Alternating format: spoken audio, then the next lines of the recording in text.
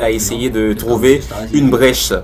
Et bien sûr, je cherchais une couverture. Como que se la por empujar la puerta del portón y estaba abierta. Entonces la abre y ahí comenzamos a ingresar. Les premiers groupes dirigés par Carmona étaient chargés de sécuriser le premier étage. Nous sommes entrés dans la maison et au premier étage, nous avons tourné à gauche. Et il y a eu une pièce qui semblait à un salon, en tout cas avec une table, une grande table. Au fond, il y avait une salle de bain.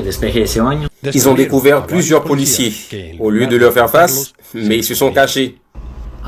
Ils étaient à peu près 4 à 5 policiers haïtiens qui se sont cachés. On les a vus, ils se sont cachés. Et ils ont dit non, non, non, s'il vous plaît, non, non, s'il vous plaît. Alors, nous avons pointé sur eux et nous les avons menottés. Ils avaient des armes là-bas, des fusils, des pistolets, ils avaient beaucoup de choses là-bas. Mais ils ne s'en sont pas servis, tout simplement.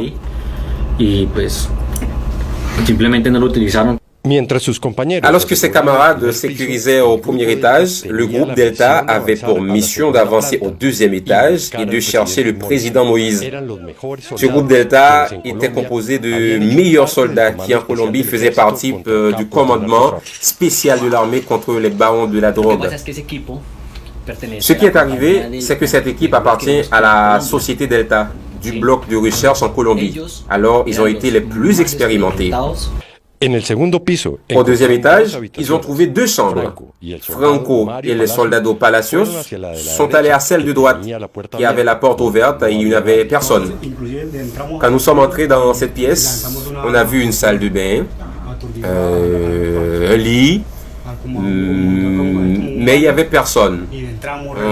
On voulait juste vérifier car la porte était ouverte. Yepes, Pineda, Romero, Capador sont entrés dans la pièce de gauche, dont la porte était fermée. Dans cette pièce, ils trouvaient le président Jovenel Moïse et son épouse Martine Moïse. Tout en pleurant un peu, Franco a déclaré que Victor Pineda était celui qui a tiré sur le président. On dit que c'était Pineda. Il s'écoutait. Il est très inquiet que ce garçon n'ait pas de paix. À la question précise de savoir qui a tiré sur le président, Carmona a répondu « Je veux que vous écriviez juste un nom de famille là-bas. Vous êtes déjà en train de l'enquêter pour voir s'il est vrai ou non. » Pineda. Selon les déclarations,